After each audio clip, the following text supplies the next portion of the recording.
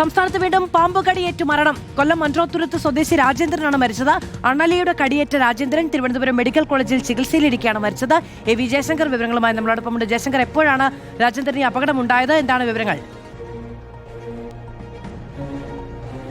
അതായത് മധു, അരനെല്ലൂർ സ്വദേശി രാജേന്ദ്രനാണ് ഇത്തരത്തിൽ പാമ്പ് കടിയേറ്റ് മരണപ്പെടുന്നത്. മൺട്രോത്തുരുത്തിലെ മകളുടെ വീട്ടിൽ താമസിക്കുന്നതിനിടയിലാണ് കഴിഞ്ഞ വെള്ളിയാഴ്ച രാജേന്ദ്രന് പാമ്പ് കടിയേറ്റത്.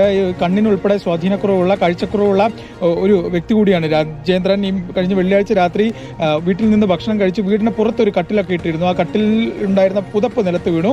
ഈ പുതപ്പ് എടുക്കുന്നതിനിടയിലാണ് ഈ അണലി വിഭാഗത്തിൽപ്പെട്ട പാമ്പ് രാജേന്ദ്രനെ കടിക്കുന്നത്. ഇതിന് പിന്നാലെ രാജേന്ദ്രനെ കൊല്ലത്തെ ജില്ലാ ആശുപത്രിയിൽ പ്രവേശിപ്പിച്ചു. പിന്നീട് കാര്യങ്ങൾ ഗുരുതരമായതോടുകൂടി, ആരോഗ്യസ്ഥിതി ഗുരുതരമായതോടുകൂടി തിരുവനന്തപുരം മെഡിക്കൽ കോളേജിലേക്ക് മാറ്റുകയായിരുന്നു. കഴിഞ്ഞ വെള്ളിയാഴ്ച മുതൽ തന്നെ തിരുവനന്തപുരം മെഡിക്കൽ കോളേജിൽ ചികിത്സയിൽ തുടരുകയാണ്. ഇതിനിടയിലാണ് ആരോഗ്യസ്ഥിതി മോശമായതിനെ തുടർന്ന് ഇന്ന് പുലർച്ചയോടുകൂടി രാജേന്ദ്രൻ മരണപ്പെടുന്ന സാഹചര്യം ഉണ്ടായത്. 62 വയസ്സാണ് ഇദ്ദേഹത്തിന്റെ പ്രായം. ഈ രണ്ട് കണ്ണുകൾക്കും തന്നെ ചെറിയ പ്രശ്നങ്ങളുള്ള, കാഴ്ച പരിമിതിയുള്ള ഒരു വ്യക്തി കൂടിയാണ് ഇദ്ദേഹം. മൺട്രോത്തുരുത്തിയുടെ മകളുടെ വീട്ടിൽ വെച്ചാണ് ഇദ്ദേഹത്തിന് ഇത്തരത്തിൽ അണലിയുടെ കടിയേൽക്കുന്നതും പിന്നീട് ആശുപത്രിയിൽ ചികിത്സയിൽ തുടരുന്നതിനിടെ ഇന്ന് പുലർച്ചോടി മരണപ്പെടുന്ന സാഹചര്യം ഉണ്ടാവുകയും ചെയ്തത്.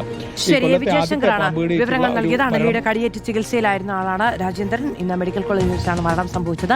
ശരിയാണ്, നല്ല ചൂടാണ്. നമുക്ക് സാധാരണ ഗതിയിൽ പുറത്തൊക്കെ കിടന്നുറങ്ങുന്ന സ്വഭാവമൊക്കെ മുതിർന്നവർക്കുണ്ടായിരിക്കും. പുറത്തേക്ക് ഒരു കട്ടിലെടുത്തിട്ട് കിടക്കുന്നതോ അല്ലെങ്കിൽ വീടിന്റെ ഇറയത്ത് കിടന്നുറങ്ങാമെന്ന് വിചാരിക്കുന്നതൊക്കെ. പക്ഷേ നിലവിലത്തെ ഒരു സാഹചര്യത്തിൽ അത്തരം അപകടകരമായ സാഹചര്യങ്ങൾ ഒഴിവാക്കി വീടിനുള്ളിലേക്ക് അടച്ചുറപ്പ് ഉള്ള ഇടങ്ങളിൽ തന്നെ ഉറങ്ങാനുള്ള ശ്രദ്ധയൊക്കെ ഉണ്ടാകണം കേട്ടോ.